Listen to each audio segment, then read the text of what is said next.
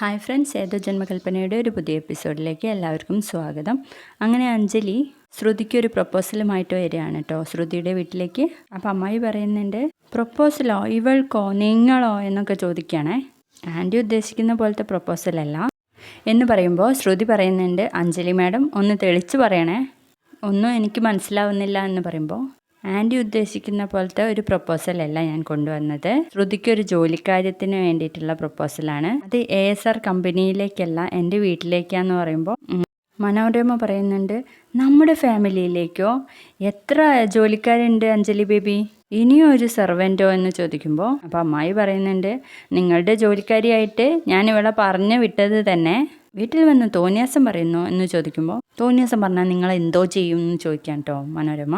Anti നിർത്തുമെന്ന് പറയാണ് അഞ്ജലി. അപ്പോൾ അഞ്ജലി പറഞ്ഞു കൊടുക്കുന്നുണ്ട് എന്ത് ജോലിയാണെന്നുള്ള കാര്യം.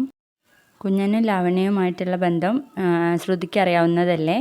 ലാവണ്യയെ ഒരിക്കലും ആക്സെപ്റ്റ് ചെയ്യാൻ ഞങ്ങളുടെ മുത്തശ്ശിക്ക് പറ്റില്ല. അപ്പോൾ ഞങ്ങളുടെ രീതിക്കനുസരിച്ച് ലാവണ്യയെ ഒന്ന് ട്രെയിൻ ചെയ്തെടുക്കണം, അതാണ് നിൻ്റെ ജോലി എന്ന് പറഞ്ഞു കൊടുക്കണം കേട്ടോ. എന്താ ശ്രുതി, നിനക്ക് ഞാൻ പറഞ്ഞ ഓഫർ സ്വീകരിക്കാൻ സമ്മതമല്ലേ എന്ന് ചോദിക്കുമ്പോൾ, ക്ഷമിക്കണം മാഡം, എന്നോടുള്ള സ്നേഹം കൊണ്ടാണ് മാഡം അങ്ങനെ പറയുന്നതെന്ന് എനിക്കറിയാം. എനിക്ക് ഈ ഓഫർ സ്വീകരിക്കാൻ താല്പര്യമില്ല എന്ന് പറയാം കേട്ടോ ശ്രുതി. ദൈവവിശ്വാസിയും മിടുക്കിയുമായിട്ടുള്ള നിന്നിൽ നിന്ന് ലാവണ്യയ്ക്ക് ഒരുപാട് കാര്യങ്ങൾ പഠിക്കാനുണ്ട്. അതുകൊണ്ടാണ് ഞാൻ നിനക്ക് ഈ ജോലി ഓഫർ ചെയ്യുന്നതെന്ന് പറയുമ്പോൾ, ക്ഷമിക്കണം, എനിക്ക് ആ ജോലിക്ക് വരാൻ താല്പര്യമില്ല എന്ന് തന്നെ പറയാം കേട്ടോ നമ്മുടെ ശ്രുതി. എന്തുകൊണ്ടാണ് ശ്രുതി ഇങ്ങനെ പറയുന്നതെന്ന് എനിക്ക് മനസ്സിലാവുന്നില്ല. എന്താണ് ശ്രുതിക്ക് ഈ ഓഫർ സ്വീകരിക്കാനുള്ള പ്രശ്നം എന്ന് ചോദിക്കുമ്പോൾ, നിങ്ങളുടെ അനിയൻ അശ്വിൻ സായിറാം തന്നെയാണ് എൻ്റെ പ്രശ്നം. അയാൾ ഉള്ളിടത്തേക്ക് ഞാൻ ഒരിക്കലും ജോലിക്ക് വരില്ല. ഞാനത് പണ്ടേ തീരുമാനിച്ചതാണ്. ഓ, അതാണോ പ്രശ്നം? നീ വിചാരിക്കും പോലെ എൻ്റെ അനിയൻ അത്ര മനുഷ്യത്വമില്ലാത്ത ആളൊന്നുമല്ല. പക്ഷെ നിങ്ങൾ തമ്മിൽ ഇങ്ങനെ ഒക്കെ ആവാൻ കാരണം എന്താണെന്ന് എത്ര ആലോചിച്ചിട്ടും എനിക്ക് മനസ്സിലാവുന്നില്ല എന്ന് അഞ്ജലി പറയുമ്പോൾ, നിങ്ങൾ എന്തിനാണ് മാഡം അവൾക്ക് താല്പര്യമില്ലാത്ത ജോലിക്ക് നിർബന്ധിക്കുന്നത്? ഞാൻ എന്തായാലും അവളെ ജോലിക്ക് വിടാൻ ഉദ്ദേശിക്കുന്നില്ല. നിങ്ങൾ എത്ര കോടി തരാമെന്ന് പറഞ്ഞാലും ഞാൻ എൻ്റെ മോളെ വിടില്ല. അത്രയ്ക്ക് നിങ്ങളുടെ അനിയൻ എൻ്റെ മോളെ ദ്രോഹിച്ചിട്ടുണ്ട്. മനുഷ്യനായ ആരും അത് മറക്കാനിടയില്ല. മാഡം വെറുതെ സമയം കളയാതെ ഈ അമ്മച്ചയും വിളിച്ച് ഇറങ്ങിക്കോ എന്ന് പറയാൻ കേട്ടോ നമ്മുടെ അമ്മായി. ദേ അഞ്ജലി ബേബി, ഇവരുടെ വായിലിരിക്കുന്ന എക്സ്പയറി ഡേറ്റ് കഴിഞ്ഞ വർത്താനം കേൾക്കാനാണോ നീ എന്നെ ഇങ്ങോട്ട് വിളിച്ചോണ്ട് വന്നത്? നോനോ, എനിക്കതിൻ്റെ ഒരാവശ്യമില്ല, നമുക്ക് പോകാം.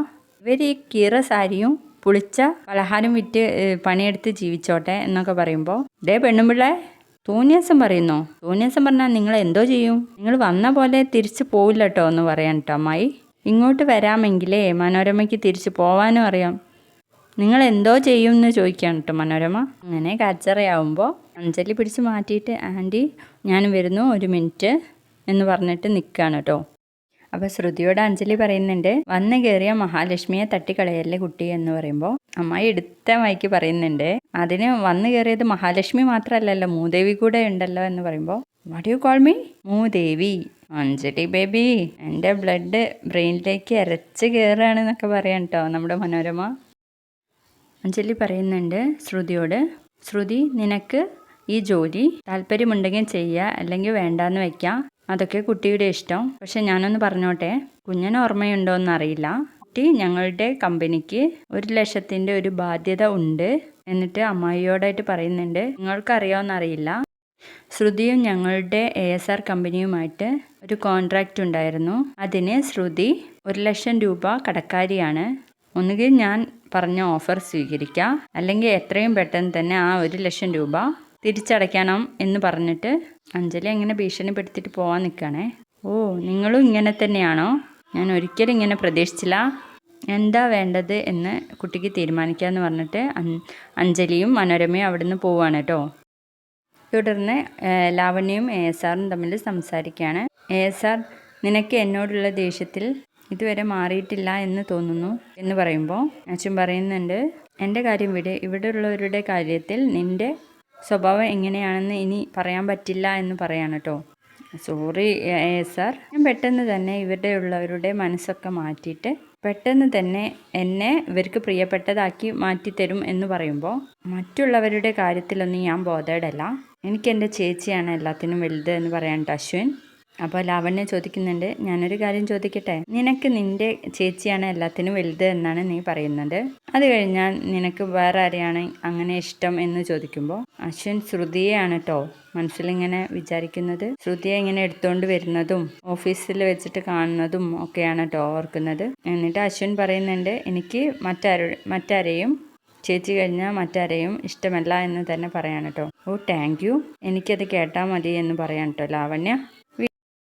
തുടർന്ന് ശ്രുതിയെ അമ്മായി വഴക്ക് പറയുന്നുണ്ട്. എന്താ ശ്രുതി ഞാൻ ഈ കേൾക്കുന്നത്, നിനക്ക് 1,00,000 രൂപ കടമോ എന്നൊക്കെ ചോദിക്കുകയാണ്. ആ സമയം നമ്മുടെ ശ്യാം അങ്ങോട്ടേക്ക് കയറി വരികയാണ്. ആരായിരുന്നു വന്നത് എന്താണെന്നൊക്കെ ചോദിക്കുമ്പോൾ അത് അഞ്ജലി മാഡവും അവരുടെ അമ്മായിയുമാണ് വന്നത്. അഞ്ജലിയോ എന്ന് ചോദിക്കുമ്പോൾ അതെ, അശ്വിൻ സായിറാമിൻ്റെ സഹോദരി അഞ്ജലി മാഡം.